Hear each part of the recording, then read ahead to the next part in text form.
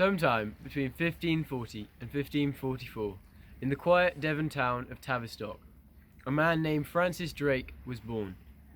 Situated on the north bank of the River Tavy, Tavistock was a thriving town located around 14 miles upriver from Plymouth.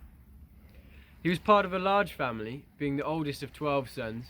It is believed that Drake's father Edmund was a preacher to the sailors and shipwrights of the naval station which was being created in the Medway, the origin of the famous Chatham Yard, and so Drake would have grown up with major naval influences.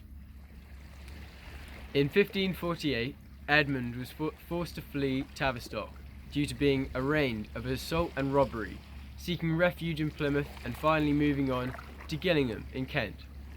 As a result of this, Drake was primarily brought up by his relatives, the Hawkins family, who were a bunch of merchants and thieves and pirates. In total, the Hawkins family had 6 ships in their fleet. John Hawkins, Francis Drake's second cousin, was the captain of the Judith, which is the first naval expedition that Drake undertook. Kent, being a seaside town, was rife with naval activity and ships large and small, and so over time Drake became extremely familiar with these vessels. This is commonly thought of as the time when Drake developed his love for the sea and the navy. Francis Drake undertook many expeditions during his time at sea. Between 1562 and 1567, Hawkins and Drake undertook 3 voyages from Guinea to Sierra Leone, enslaving between 1,200 and 1,400 Africans.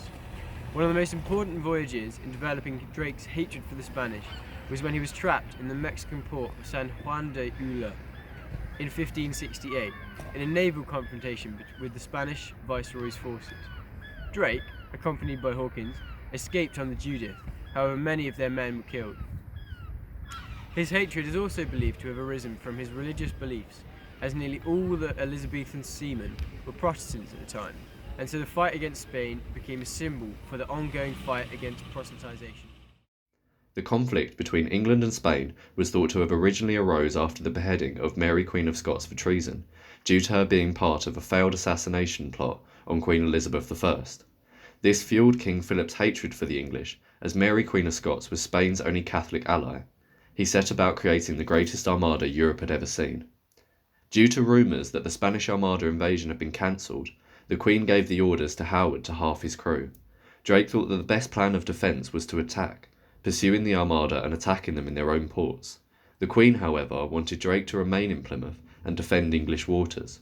Whilst this rumour was circulating, it allowed the Armada more time to develop its forces. The Spanish Armada deported from Lisbon on the 30th of May 1588 and consisted of around 150 ships. The first sighting of the Armada in English waters was off the coast of Lizard in Cornwall on 19th of July, where they stopped to get supplies. King Philip's initial orders to the Armada was to avoid unnecessary diversions and to link up with the Duke of Parma in the Netherlands.